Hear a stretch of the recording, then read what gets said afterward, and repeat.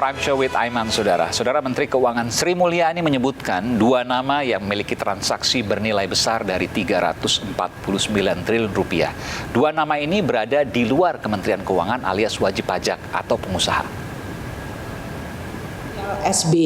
Di dalam data PPATK disebutkan omsetnya mencapai 8,247 triliun.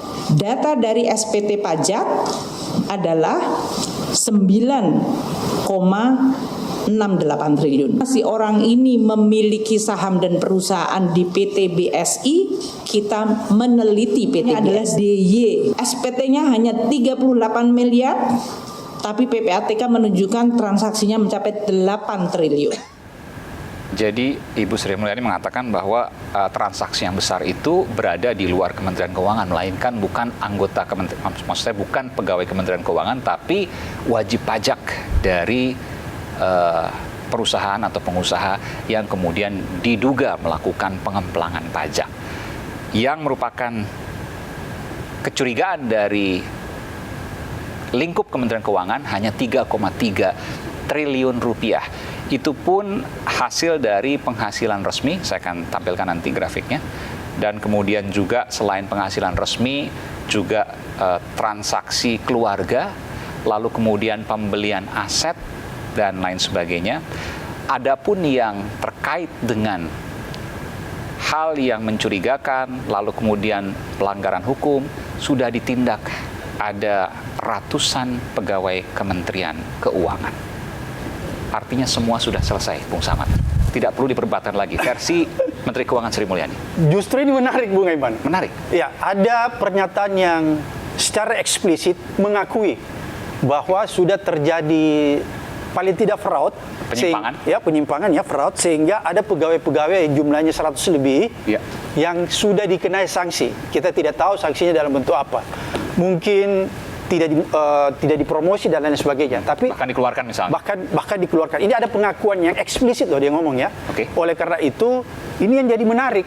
Dan ini adalah pintu masuk untuk aparat penegak hukum untuk segera melakukan penyelidikan. Karena kenapa? Ini Kementerian Keuangan nggak benar juga menurut saya. Kok tiba-tiba diberi sanksi secara administratif begitu ya? Padahal orang ini melakukan penyimpangan atau pelanggaran. Padahal sebenarnya kalau pelanggaran itu dia lakukan, disitulah pintu masuk aparat penegak hukum untuk menelusuri lebih jauh ya orang-orang yang sudah dikenai sanksi oleh secara internal ya. Karena dari situ bisa terlihat hal-hal apa saja yang terjadi sehingga mereka itu dikeluarkan. Kan begini, kalau tindak pidana pencucian uang itu, Bung Aiman, ada yang disebut follow the money, terus follow the suspect, itu ya. Sehingga kita bisa melihat transaksi itu. Kemudian yang ketiga, Bung Aiman, ada metode ya. Dulu waktu kita di KPK itu biasa ada sharing pengetahuan dengan pihak FBI. Ada yang disebut FBI, ya, Amerika, ada yang disebut dalam hal pencucian uang ya. Ada metode yang disebut lifestyle analysis. Analisis gaya hidup. Iya, betul. Flexing. Iya, jadi dari situ misalnya kita dapatkan ya kasus ada sejumlah transaksi mencurigakan 349 triliun. Dia mobilnya apa? Ya, terus di jamnya Kementerian apa? Keuangan. Kemudian sudah ada yang diberikan sanksi. Dari situlah kita melakukan metode lifestyle analysis dengan orang-orang petugas-petugas pajak yang langsung berhubungan dengan wajib pajak. Itu mudah sekali dan itu pernah dilakukan FBI begitu sehingga dia pernah mendapatkan penyimpangan yang dilakukan oleh salah satu direktur FBI sendiri. Dari mana dia ketahui? Dari tadi metode lifestyle analysis. Kok ini salah seorang direktur FBI kok gaya hidupnya tidak sesuai dengan profil pendapatannya. Itu sebenarnya bisa kita pakai metode itu. Ini kalau bicara soal flexing harusnya penegak hukum lebih gampang dong. Lebih mudah, apalagi yang tadi diberhentikan. Sebenarnya itu pengakuan eksplisit loh itu. Contoh misalnya saya bilang gini, Rafael Alun. Dilaporkan harta 56, kita langsung saja ya bicara soal ini. 56 miliar. Ternyata dihitung-hitung asetnya bisa di atas 500 miliar rupiah lebih. Artinya 10 kali lipat. Di mana kemudian bisa dikejar dari sisi penegakan hukumnya? Ya, makanya saya tadi katakan bahwa aparat penegak hukum bisa langsung masuk, kan? Bisa langsung masuk menelusuri transaksi itu, kemudian dilakukan investigasi mendalam untuk memprofile profil pendapatannya sama katakanlah misalnya nggak kena tuh profil pendapatannya hanya kecil tapi hartanya besar.